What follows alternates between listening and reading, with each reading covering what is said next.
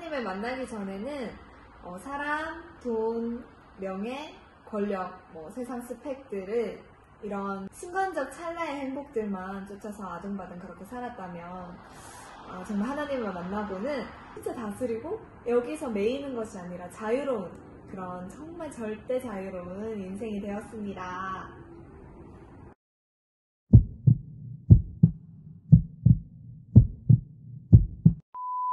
오늘은 히브리서 8장 말씀을 통해서 하나님의 은혜의 말씀을 나누기 원합니다. 새롭고 산 길이 되신 예수 그리스도, 새 언약을 주시고 새 언약의 중보자이신 예수 그리스도라는 제목으로 말씀을 함께 나누기 원합니다. 히브리서 말씀을 보면서 예수 그리스도가 영원한 우리의 대제사장이시다라는 말씀을 계속해서 보고 있잖아요. 이 땅을 주님이 창조하시고 결국은 인간을 만드시고 모든 하나님의 계획 가운데 이 땅이 돌아가고 있잖아요. 주님 안에서 코로나 바이러스를 두려워할 필요가 있을까요? 우리가 믿는 분이 우주 만물을 창조하신 분이고 그분이 우리의 주인이시고 그분이 우리 안에 계신데 그런 작은 바이러스나 작은 병들을 두려워할 필요가 있을까? 두려움은 사단이 우리에게 심어주는 전략 같아요. 한국도 보면은 사람들이 두려움에 휩싸여 있습니다. 터키도 마찬가지예요. 사람들이 다 두려움에 휩싸여 있어요.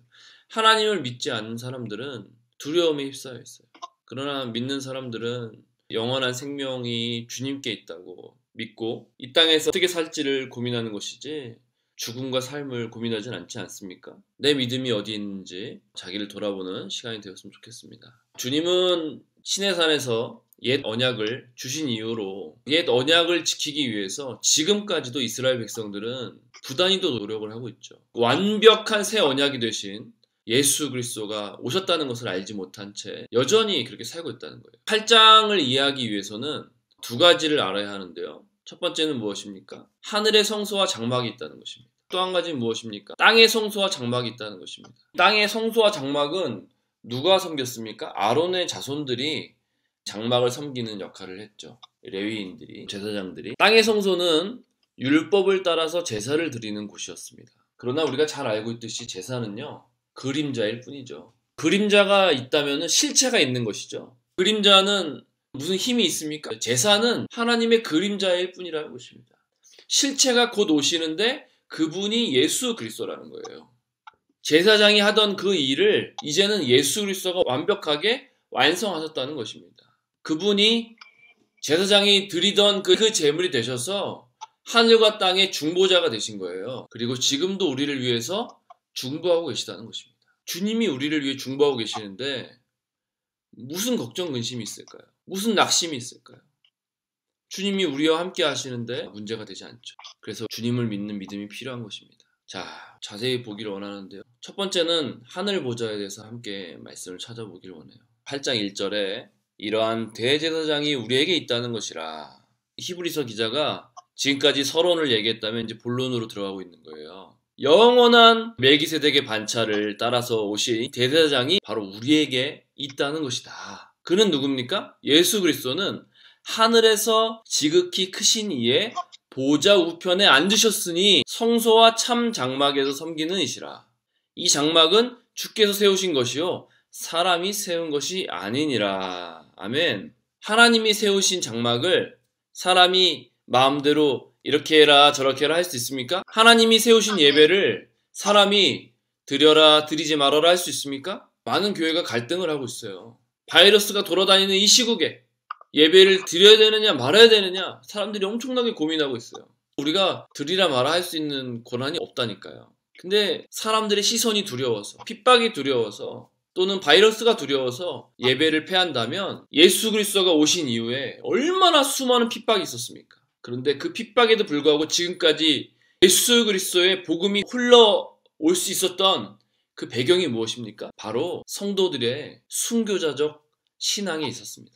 어떠한 전염병이 돌든지 어떠한 누명을 쓰든지 간에 어떠한 핍박이 있든지 간에 이들은 예배를 사수했다는 것입니다. 우리 공동체를 하나님이 세우신 것이라고 믿는다면 우리 리더십들을 하나님이 세우신 것이라고 믿는다면 우리 사역을 하나님이 주신 사역이라고 믿는다면 우리가 함부로 패하거나 더할 수 없다는 것이에요. 8장 1절에 그는 하늘에서 지극히 크신 이의 보좌 우편에 앉으셨으니 여러분 이게 많이 보던 장면 아닙니까? 하늘의 보좌 우편에 계신 주님을 본 사람이 있죠?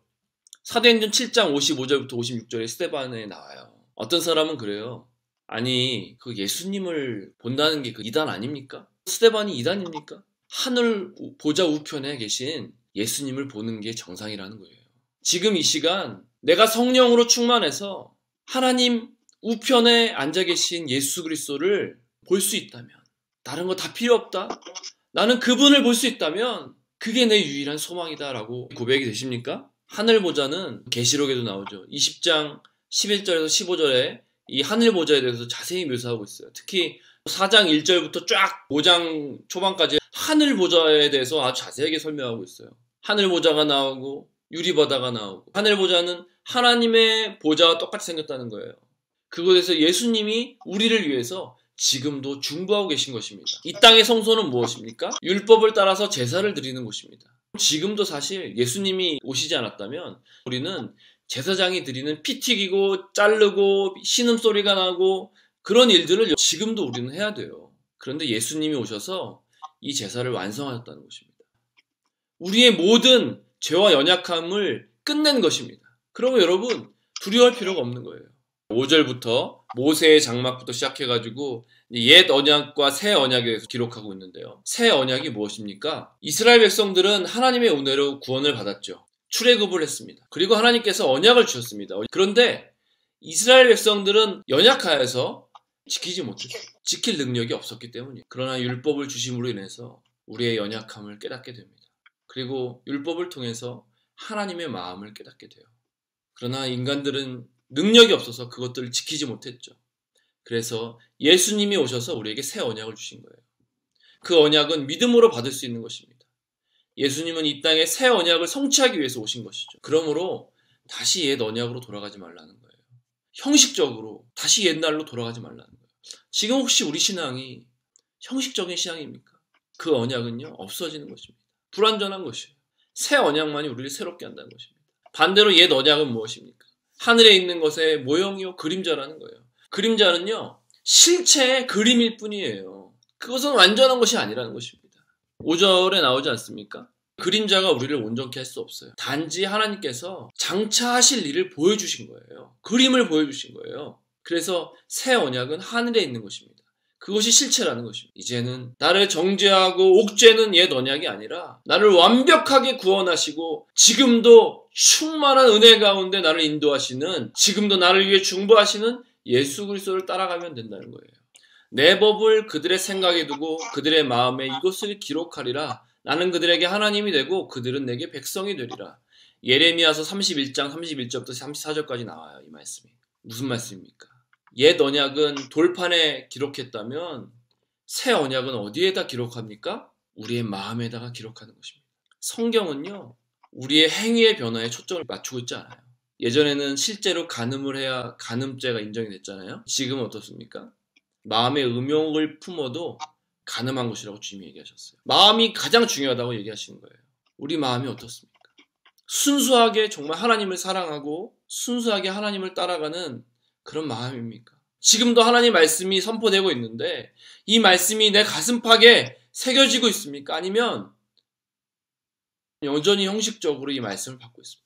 마태복음 26장 26절에서 29절 말씀을 보면은 그들이 먹을 때 예수께서 떡을 가지사 축복하시고 떼어 제자들에게 주시며 이르시되 받아서 먹으라 이것은 내 몸이니라 하시고 또 잔을 가지사 감사기도 하시고 그들에게 주시며 이르시되 너희가 다 이것을 마시라 이것은 죄사함을 얻게 하려고 많은 사람을 위하여 흘리는 바 나의 피 곧 언약의 피니라. 그러나 너희에게 이르노니 내가 포도나무에서 난 것을 이제부터 내 아버지 나라에서 새 것으로 너희와 함께 마시는 날까지 마시지 아니하리라 하시니라. 아멘. 지금 주님이 돌아가시기 직전에 몸을 떼어주시고 피를 흘려주시면서 이게 곧 내 피, 언약의 피라고 말씀하신 거예요. 완벽하고 옛 언약을 완성하는, 완전히 끝맺음하는 새 언약을 얘기하는 거예요.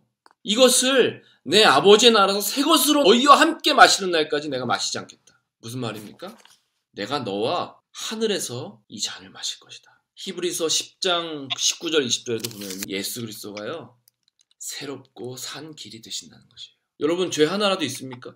우리는 휘장 가운데로 들어가서는 안 되는 사람들이에요. 저와 여러분은 죄가 하나뿐입니까? 너무 많잖아요. 예수 그리스도 없으면요 우리는 끝난 인생들이에요. 여러분 예수님께 나아가야 합니다. 그분이 우리의 소망이 되신 거예요. 그분만이 나의 산 길이 되신 거예요. 그분만을 의지해야 합니다. 그분께 내 인생을 드려야 합니다. 지금 이 시간 다시 하늘 보좌를 바라보면서 우리의 인생을 하나님께 다시 한번 드립시다. 그분인 기도하는 우리들의 성품을 고치시고 나의 연약함을 고치시고 그분이 원하시는 사람으로 만들어 주실 것입니다. 갑자기 그분이 오신 게 아니에요. 창세 전부터 주님이 우리의 죄를 사하시기 위해서 2000년 전에 연약한 우리를 위해서 몸이 다 찢기시고 마음도 다 찢기셔서 죽으신 거예요. 몸만 찢겼으면 덜 아플 것 같아. 그런데 그 사랑하는 제자들까지 사랑하는 사람들 다 도망갔잖아요. 그 아픔을 여러분 아십니까? 이해하시겠어요? 지금 우리 옆에 있는 사람, 내 가족, 내 아내, 내 남편이 나를 배신한다고 생각해 보세요. 내 남편이 다른 여자를 만나고 내 아내가 다른 남자를 만난다고 생각해 보세요. 주님은 그런 찢기는 마음으로 이 세상에서 자기 자신을 내어놓으신 거예요. 그럼에도 불구하고 우리를 다시 용서해 주신 거예요. 바람핀 우리들을 주님이 다시 한번 내가 길이요 생명이다. 나를 밟고 지나가라. 나를 믿고 지나가라. 라고 주님이 다시 한번 자신을 내어주신 것입니다. 주님 앞에 무릎 꿇고 내 인생을 드립시다. 다시 한번 정말 주님이 기뻐하시는, 주님이 원하시는 그런 인생으로 결단하며 드리시기를 축복합니다. 사랑하고 축복합니다.